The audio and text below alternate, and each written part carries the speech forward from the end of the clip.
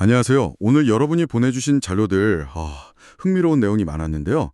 이걸 바탕으로 고대 서사시, 특히 그 안에 숨겨진 어떤 영적인 통찰 같은 것들을 한번 깊이 파헤쳐 보려고 합니다.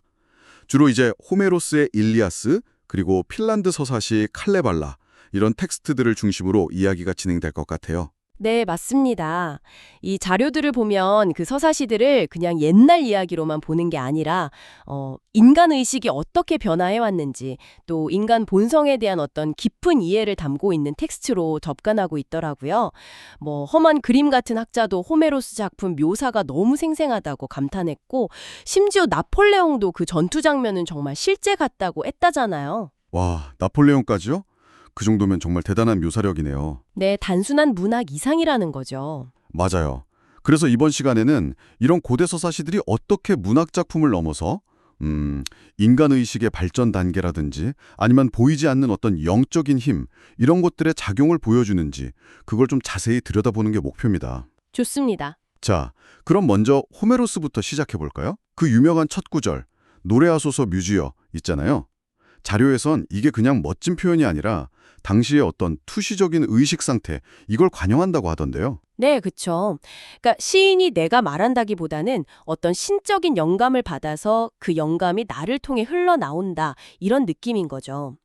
고대에는 지금 우리가 생각하는 그런 독립적인 나, 개인적인 자아라는 개념이 좀 희박했다고 봐요. 오히려 어떤 신성한 힘, 영적인 힘이 인간을 통해서 말하는 통로 같은 역할, 그런 식이었다는 거죠. 아, 통로 역할이요. 네, 일리아스의 아킬레우스를 보면 신들하고 직접 막 대화하고 그러잖아요. 인간 세계랑은 약간 거리를 두는 듯한 모습도 보이고 이런 게 바로 그런 과도기적 의식을 보여주는 인물이라고 해석할 수 있습니다. 그럼 오디세우스나 아가멤논 같은 인물들은 좀 다른가요? 네, 그들은 좀 더 현대적인 의미의 개인적인 계획, 어떤 의지 이런 걸 가진 모습으로 그려지죠. 아킬레우스와는 확실히 대비가 됩니다. 그 당시에는 뭐랄까 판타지적인 것과 이성적인 것이 지금처럼 딱 분리되지 않고 좀 혼재된 상태였다고 볼 수 있겠네요. 그렇군요. 판타지와 이성의 혼재라. 흥미로운 지점이네요. 자, 그럼 이번에는 핀란드의 칼레발라로 넘어가 볼까요? 여기서는 또 다른 방식으로 인간의식의 구조를 보여준다고 하던데요. 바이네모이넨, 일마리넨, 렘민케이넨 이 세 영웅의 핵심이죠. 네, 맞습니다. 칼레발라는 이 세 영웅을 통해서 우리 인간 영혼의 서로 다른 구성 요소 혹은 그 힘들을 상징적으로 보여준다고 해석해요. 예를 들면 바이네모이네는 아주 오래된 지혜, 노래로 새삼을 만들고 이런 신적인 영감과 연결된 힘, 감정적인 측면을 대표한다고 볼 수 있고요. 네네. 그리고 대장장이인 일마리네는 좀 더 구체적인 것을 만들어내는 의미예요. 자료에서는 이걸 에테르체를 벼려내는 능력이라고 표현하는데 이게 뭐냐면 우리 몸의 어떤 생명력, 기질, 이런 보이지 않는 틀을 형성하는 에너지, 그런 개념으로 이해하면 좀 쉬울 것 같아요. 아, 에테르체. 생명력을 만드는 틀 같은 거군요. 네, 그렇죠. 그리고 렘밍케인에는 좀 더 활동적이고 세상과 막 부딪히면서 경험하는 그런 의식적인 힘과 관련이 깊다고 봅니다. 그럼 그 일마리넨이 만든 삼포라는 물건은 뭔가요? 되게 신비롭게 묘사되던데. 아, 삼포요? 네. 네, 그게 참 중요한 상징인데요. 이건 단순히 개인의 물건이라기보다는 한 민족 전체를 하나로 묶어주는 어떤 공동의 생명력, 혹은 그 민족 고유의 문화나 기질을 만들어내는 근원적인 힘, 그런 걸 상징한다고 해석할 수 있습니다. 민족의 보물 같은 거네요. 네, 일종의 그런 거죠. 각 민족마다 자기들만의 삼포가 있다는 식으로요.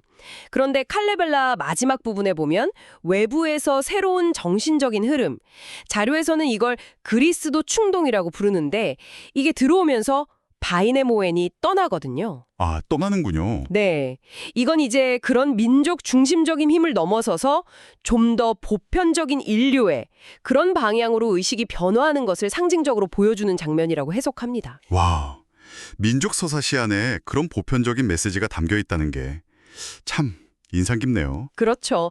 해석의 깊이가 상당하죠. 자, 이제 또 다른 중요한 개념으로 넘어가 볼게요. 자료에서 계속 언급되는 건데 루시퍼와 아리만이라는 두 개의 영적인 힘이 우리 안에 계속 영향을 준다고요? 이건 어떤 이야기인가요? 좀 생소한데요? 네, 루시퍼와 아리만. 이건 우리 인간 내부에서 항상 작용하는 두 가지 상반된 경향성 혹은 힘이라고 설명해요. 루시퍼적인 힘은 우리를 확장시키려는 경향이에요. 감정에 휩싸이게 하고 때로는 좀 붕뜨게 만들고 환상이나 지나친 이상주의로 이끌기도 하고요.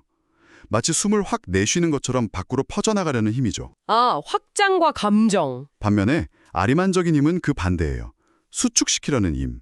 우리를 아주 냉철하고 계산적인 이성으로 이끌고 물질적인 것에 좀 집착하게 만들고 몸을 딱딱하게 굳히거나 건조하게 만드는 경향과 관련됩니다. 숨을 들이셔서 안으로 꽉 뭉치는 느낌이랄까요? 수축과 냉철함. 그럼 이 두 힘이 계속 싸우는 건가요? 그렇죠. 우리 내면에서 끊임없이 균형을 잡으려고 줄다리기를 하는 거죠. 아, 맞다. 그 자료에서 뒤로의 판화, 헤라클레스 그림을 예로 들었던 거 기억나요? 잠든 사람 주위에서 막 일들이 벌어지는데 그게 이 두 힘의 싸움이라고. 네, 맞아요. 그 판화가 바로 인간이 잠든 동안 의식하지 못하는 사이에 벌어지는 이 두 힘, 루시퍼적인 것과 아리만적인 것 사이의 내면적 투쟁을 잘 보여준다고 해석하는 거죠. 네, 맞아요. 그래서 중요한 건 어느 한쪽으로 너무 치우치지 않는 거라고 봐요. 너무 감정에만 휩쓸리거나 루시퍼, 아니면 너무 차갑고 메마른 이성에만 갇히거나 아리만 하지 않도록요. 우리 생각이나 감정, 의지 속에서 이 두 힘의 작용을 잘 알아차리고 그 사이에서 의식적으로 중심을 잡으려는 노력, 이게 바로 우리 인간의 과제라는 겁니다. 그렇군요. 내 안에 확장하려는 힘과 수축하려는 힘 사이에서 균형 잡기라. 네, 어쩌면 여러분이 일상에서 느끼는 그런 거 있잖아요. 이상과 현실 사이의 갈등이라든지 뜨거운 열정과 차가운 분석 사이에서의 고민 같은 것들. 이런 것도 이 루시퍼 아리만이라는 틀로 한번 비춰볼 수 있겠죠? 네. 오늘 고대 서사시라는 창을 통해서 인간 의식이 어떻게 변해왔는지, 그리고 우리 안에 있는 이 두 가지 근원적인 힘, 루시퍼와 아리만에 대한 아주 깊이 있는 해석을 들어봤습니다. 정말 보내주신 자료들 덕분에 익숙했던 이야기들이 완전히 새롭게 다가오네요. 네, 이런 관점들이 뭐랄까 단순히 옛날 신화 해석에만 그치는 게 아니라 지금 여러분 자신의 내면을 들여다보거나 혹은 우리 현대 사회의 여러 현상들을 이해하는 데도 좀 흥미로운 실마리를 던져줄 수 있다고 생각해요. 예를 들면 어떤 예술 작품을 볼 때 느껴지는 그 강렬한 감정적 고양감, 루시퍼적, 또 그 작품의 어떤 지적인 구조, 아리만적, 사이의 긴장감 같은 거요. 아, 예술 작품에서도요? 네, 혹은 뭐 사회 속으로 우리가 추구하는 자유, 확장, 루시퍼적과 평등, 획일화, 아리만적, 박애, 균형 같은 이상들이 현실에서 막 부딪히면서 복잡한 양상을 만들어내잖아요. 이런 것들도 이 두 힘의 역동적인 관계로 한번 좀 조명해보는 건 어떨까 싶습니다. 네, 정말 생각해 볼 거리가 많은 것 같습니다. 오늘 나눈 이야기들이 여러분께 세상을 그리고 또 자기 자신을 바라보는 또 다른 창을 열어드렸기를 바랍니다. 다음 시간에 저희는 또 다른 흥미로운 자료들과 함께 돌아오겠습니다. 감사합니다. 감사합니다.